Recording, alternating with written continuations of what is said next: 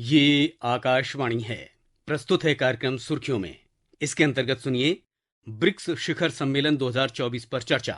इसमें भाग ले रहे हैं पूर्व राजनयिक अशोक सज्जनहार और पत्रकार निलोबा रॉय चौधरी। प्रधानमंत्री नरेंद्र मोदी जी आज रूस के ऐतिहासिक शहर कजान पहुंच गए हैं ब्रिक्स देशों की 16वां शिखर सम्मेलन में भारत की प्रतिनिधित्व करने। कजान के लिए रवाना होने से पहले प्रधानमंत्री जी ने एक स्टेटमेंट में कहा कि भारत ब्रिक्स देशों से संबंध को महत्व देता है क्योंकि ब्रिक्स एक ऐसा महत्वपूर्ण मंच है जहां विश्व के नेताओं के साथ दुनिया के सामायिक विषयों पर संपर्क कर सकते हैं और मुश्किलों का हल करने की कोशिश कर सकते हैं। पिछले साल जोहानिसबर्ग शिखर सम्मेलन में ब्रिक्स एक्सपेंशन के बाद ये पहला शिखर सम्मेलन है जहां भारत, ब्राजील, रूस, चीन और साउथ अफ्रीका के अलावा Iran, Saudi Arabia, United Arab Emirates, Egypt और इथियोपिया के नेता भी उपस्थित होंगे। ब्रिक्स शिखर सम्मेलन 2024 पर चर्चा करने आज हमारे साथ भारत के पूर्व राजदूत श्री अशोक सज्जनहार उपस्थित हैं। नमस्कार अशोक जी। नमस्कार निलोवा। अशोक जी, इस बार क्या ब्रिक्स देशों की आपसी आर्थिक संबंध को और मजबूत किस तरह से किया जाए और वाणिज्य को कैसे बढ़ावा दिया जाए, ये मूल विषय होगा या और कुछ विषय हैं जिन पे चर्चा होने की संभावना है? आपने कहा जो पूरी दुनिया के सामने जो आर्थिक मुद्दे हैं उनके ऊपर तो बातचीत होगी, परंतु हमें इसका परिप्रेक्ष्य भी थोड़ा समझने की आवश्यकता है क्योंकि हम देख रहे हैं 5 साल पहले पेंडेमिक हुआ था और पेंडेमिक से अभी तक दुनिया के बहुत सारे ऐसे देश हैं जो अभी तक उभर नहीं पाए हैं, चाहे वो उनकी अर्थव्यवस्था हो, चाहे वो इन्फ्लेशन हो, चाहे वो सप्लाई चेन डिसरप्शन हो। तो ऐसे बहुत से मुद्दे हैं जिससे वो देश अभी भी पीड़ित हैं और ग्रसित हैं। उसके बाद अभी देश पेंडेमिक से निकले नहीं थे, परंतु फिर हमने देखा रूस और यूक्रेन के बीच युद्ध शुरू हो गया फरवरी 2022 में। उससे भी बहुत सारे दुनिया के देशों में दुनिया की अर्थव्यवस्था को बहुत ही बड़ा धक्का लगा है क्योंकि उसमें हमने देखा खाद्य पदार्थ जैसे गेहूं हो या फिर उर्वरक हो या फिर ऊर्जा हो, तेल हो, गैस हो, उसका पूरी दुनिया में पहुंचना बहुत मुश्किल हो गया क्योंकि वो यूक्रेन और रूस से ये वाले जो कमोडिटीज हैं ये पूरी दुनिया में जाती हैं। और फिर तीसरा हमने देखा जो अभी ये इजराइल हमास, इजराइल हिजबुल्ला और अब इसराइल ईरान का युद्ध भी शुरू हो गया है। और उसमें हम निलोवा देखते हैं जो शिपिंग जाती है रेड सी से, उसके ऊपर हूती ने वार करना शुरू कर दिया है और जिससे कि जो वहां की शिपिंग है उसको अफ्रीका से होकर, अफ्रीका के दक्षिण छोर से होकर जाना पड़ता है। तो ये तो विश्व का परिप्रेक्ष्य है जो बहुत यहाँ पर युद्ध हो रहे हैं और पेंडेमिक का अभी भी प्रभाव है। इस बीच में ब्रिक्स शिखर सम्मेलन हो रहा है तो यकीनन जैसे प्रधानमंत्री मोदी ने अपने स्टेटमेंट में कहा, जो जब वहां पर वो जाते हैं तो वो ग्लोबल डेवलपमेंट एजेंडा के ऊपर बात करेंगे, रिफॉर्म्ड मल्टीलैटरलिज्म के ऊपर बात करेंगे क्योंकि हमने देखा है जो मल्टीलैटरल इंस्टीट्यूशंस हैं, चाहे वो यूनाइटेड नेशन सिक्योरिटी काउंसिल हो या वर्ल्ड ट्रेड ऑर्गेनाइजेशन हो या वर्ल्ड हेल्थ ऑर्गेनाइजेशन हो, ये सभी जो मल्टीलैटरल इंस्टीट्यूशंस हैं ये ठीक तरीके से काम नहीं कर पा रही हैं। तो इनको कैसे सुधारा जा सकता है। फिर पर्यावरण के ऊपर, क्लाइमेट चेंज के ऊपर उन्होंने जोर दिया, इकोनॉमिक कोऑपरेशन पर, आर्थिक सहयोग के ऊपर जोर दिया और बिल्डिंग रेजिलिएंट सप्लाई चेन्स और फिर सांस्कृतिक और पीपल टू पीपल कांटेक्ट। तो ये तो उन्होंने ब्रिक्स के बारे में उन्होंने जो कहा, जो बातचीत आगे होने वाली है। परंतु इसमें मैं दो मुद्दे नीलोबा आपके और जो हमारे सुनने वाले दर्शक हैं उनके लिए बताना चाहूंगा। एक तो राष्ट्रपति पुतिन ने कहा है जो अभी बहुत देश हैं, करीब 33 देश उन्होंने कहा जिन्होंने फॉर्मली अप्लाई किया है, वो चाहते हैं जो ब्रिक्स की सदस्यता में वो शामिल हो जाएं। अब उनको कैसे शामिल किया जाएगा। दूसरा है जिसकी बातचीत हो रही है पूरी दुनिया में, वो है डी डॉलराइजेशन, क्योंकि डॉलर का इतना ज्यादा प्रभुत्व है वार्षिक ये पूरे विश्व की अर्थव्यवस्था पर, तो कैसे डॉलर का ऊपर जो डिपेंडेंस है उसको कम किया जाए और जो और करेंसीज हैं उनके साथ डील किया जाए। आखिरी बात मैं इसमें ये कहूंगा, जो प्रधानमंत्री जी ने कहा है, जो जब उनकी यात्रा होगी तो वो भारत और रूस के बीच में जो द्विपक्षीय संबंध हैं, special and privilege strategic partnership, उसके बारे में भी बातचीत होगी। और आज हम देखते हैं जो अभी थोड़ी देर पहले राष्ट्रपति पुतिन और प्रधानमंत्री मोदी की द्विपक्षीय वार्ता हुई, जिसमें की बहुत अच्छी वार्ता की शुरुआत हुई और उसमें मुझे पूरा विश्वास है जो अच्छे परिणाम निकल कर आएंगे। नीलोवा। अशोक जी, ब्रिक्स शिखर सम्मेलन कल शुरू होगी और इस बार जो नए आए हुए हैं, जो सऊदी अरब के जो नेता हैं, ईरान के राष्ट्रपति भी आए हुए हैं, तो खास करके ये जो पश्चिमी एशियाई युद्ध का जो माहौल, जो स्थिति है इस वक्त, उसमें इन लोगों के आपसी बातचीत में और ब्रिक्स के ये जो बातचीत हो सकती है, ये काफी महत्वपूर्ण हो सकती है। आपको क्या लगता है? क्योंकि जो हालात आपने जो कहा, जिसके बारे में कि रेड सी में ऐसे शिपिंग में प्रॉब्लम्स हैं, वहां से सुएज कनाल की तरफ से जो सारी जो मरीन ट्रेड, वाणिज्य के सारे जो रूट्स हैं, इन सब पे असर पड़ रहा है और विश्व भर में चीजों की जो दाम है, ये सब मिलने की जो संभावनाएं हैं, ये सब मुश्किल होते जा रहे हैं। और खास करके ऊर्जा के पद्धति वगैरह को, जैसे कि पेट्रोलियम वगैरह। तो आपको क्या लगता है, इनकी जो ये बातचीत होगी कल, आपसी बातचीत इन नेताओं के बीच, इसमें कुछ हल निकल सकता है जी? खास करके क्योंकि ईरान के राष्ट्रपति वहां पे मौजूद हैं।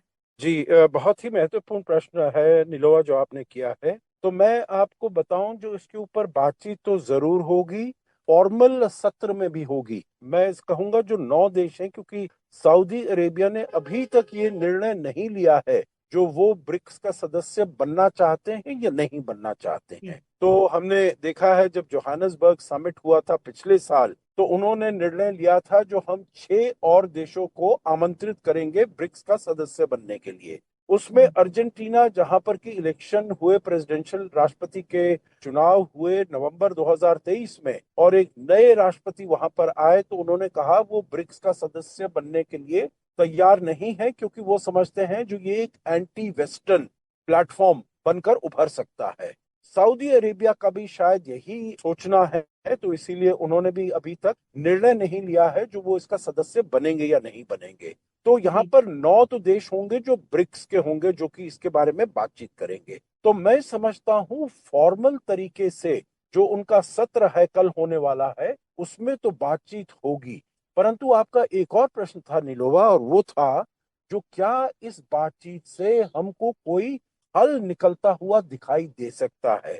तो मैं समझता हूं हल नहीं निकल सकता है, क्योंकि देखिए जो एक और प्रोटैगनिस्ट जिसे कहा जाए, जो इसमें सक्रिय एक्टर है, वो है इजराइल।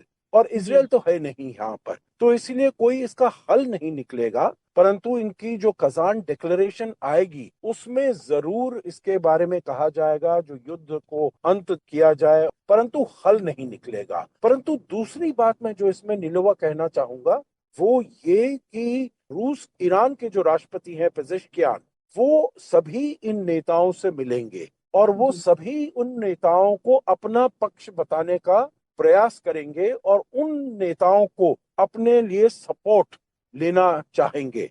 जैसे भारत के साथ ईरान के राष्ट्रपति की मुलाकात आज होनी है, जब राष्ट्रपति पुतिन के साथ मुलाकात हो गई उसके बाद उनके साथ होनी है।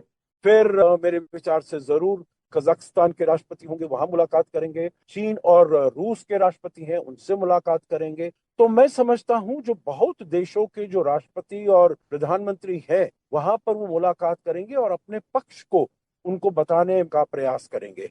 और दूसरी बात मैं ये भी समझता हूं, जो जरूर एक चीज जिसके ऊपर बहुत नजर रखी जाएगी, जो भारत और चीन के जो शीर्ष नेता हैं, उनके बीच में क्या मुलाकात होती है या नहीं होती है। अभी तक अंदेशा जो आ रहा है वो यही है नीलोवा, जो दोनों देशों की प्रधानमंत्री नरेंद्र मोदी और राष्ट्रपति शी जिनपिंग की मुलाकात होने वाली है। ये जो कल बयान आया है हमारे विदेश मंत्री का और विदेश सचिव का, तो उन बयानों के बाद जो हमने यहाँ पर डिसएंगेजमेंट कर दी है, पेट्रोलिंग के बारे में पूरा निर्णय ले लिया गया है। और आज चीन के फॉरेन ऑफिस ने भी, विदेश मंत्रालय के जो प्रवक्ता हैं, उन्होंने भी इस पर हामी भरी है, जो भारत के साथ सहमति हो गई है। और अब हम दोनों देश जो मसले थे 2020 में जो आए थे जून में, उसके ऊपर हमने सहमति हो गई है और हम अब आगे अपना काम करना शुरू कर सकते हैं। ब्रिक्स जो है एक मल्टीलैटरल सी ऑर्गेनाइजेशन है, जिसमें मतलब द्विपक्षीय बातें तो होंगी ही नेताओं के बीच, वो बात अलग है, लेकिन ब्रिक्स के तौर पे परिणाम किस तरह के। एक बड़ी बात जो सुनने को आया है कि ब्रिक्स के देशों के आपसी अगर वाणिज्य के समय अपने निजी ये जो करेंसीज हैं उनमें ट्रेड किया जाए, इस तरीके की बातचीत, इसमें किसी तरह का कुछ निर्णय लेने का संभावना है, क्या आपको लगता है? जी बिल्कुल, देखिए, एक पहले कहा गया जो डॉलर की जगह एक ऑल्टरनेटिव ब्रिक्स करेंसी को चलाया जाए। अब इसके बारे में बातचीत 2, 3, 4, 5 साल से हो रही है और इसने ज्यादा तूल पकड़ा है 2022 के बाद। परंतु मैं नहीं समझता जो इस मुद्दे को लेकर कुछ ज्यादा आगे हम प्रोग्रेस कर पाएंगे, क्योंकि देखिए, कोई भी देश नहीं चाहता है जो अपनी करेंसी को छोड़ दे। और यहाँ पर चीन चाहेगा, क्योंकि उसकी सबसे बड़ी अर्थव्यवस्था है और उसका व्यापार सबसे ज्यादा है, तो वो चाहेगा जो ये चाइनीज रेनमिनबी वो बने करेंसी। परंतु बहुत देशों को उसके साथ दिक्कत होगी, क्योंकि चीन की जो आक्रामक नीतियां हैं, चीन की जो एक्सपेंशनिस्ट विस्तारवादी नीतियां हैं, उससे लोगों को सहमति नहीं है और भारत को तो बिल्कुल सहमति नहीं है। तो इसीलिए मैं नहीं समझता हूं जो कोई कॉमन ब्रिक्स करेंसी बनेगी। परंतु जो आपने कहा है नीलोवा, वो बिल्कुल जरूर हो सकता है, जो एनकरेज किया जाएगा जो आप लोकल करेंसी में अपनी ट्रेडिंग करिए। जैसे अब पिछले कुछ समय पहले मैंने सुना था, राष्ट्रपति पुतिन ने कहा था जो चीन और रूस के बीच में जो व्यापार हो रहा है वो 90% उनकी लोकल करेंसी में होता है। ऐसे ही मैं समझता हूं जब ईरान और चीन का व्यापार होगा या ईरान का और किसी ब्रिक्स देश के साथ व्यापार होगा, तो वो भी लोकल करेंसी में ही होगा, जिससे कि वो प्रयास करेंगे धीरे धीरे करके जो डॉलर का जो प्रभुत्व है उसको कम किया जाए। और दूसरी बात आपने जो पूछी, जो ब्रिक्स के संदर्भ में क्या निर्णय लेने की हम अपेक्षा कर सकते हैं, तो वो है जो इसका विस्तारकरण क्या होगा और कितने इसमें मेंबर, या जिनको अब राष्ट्रपति पुतिन ने कहा है जो डेजिग्नेट किया जाएगा एज पार्टनर कंट्री, सदस्य नहीं परंतु पार्टनर कंट्री। और फिर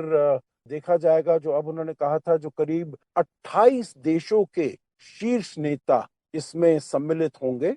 और इसमें जैसे मैंने कुछ 2, 4 नाम गिनाए हैं, तो उन देशों के नेता आएंगे, एर्दोगान तुर्की के आएंगे, कजाकिस्तान के तुकायव आएंगे, मलेशिया के अनवर इब्राहिम आएंगे, वगैरह वगैरह। शायद इंडोनेशिया के जो सुबियांतो आ सकते हैं। तो इसीलिए बहुत देशों के राष्ट्रपति वहां पर होंगे, तो बायलैटरल मीटिंग जरूर होंगी और किन देशों को पार्टनर कंट्री बनाया जाए उसके ऊपर मेरे विचार से विचार विमर्श होगा और निर्णय लिया जाएगा।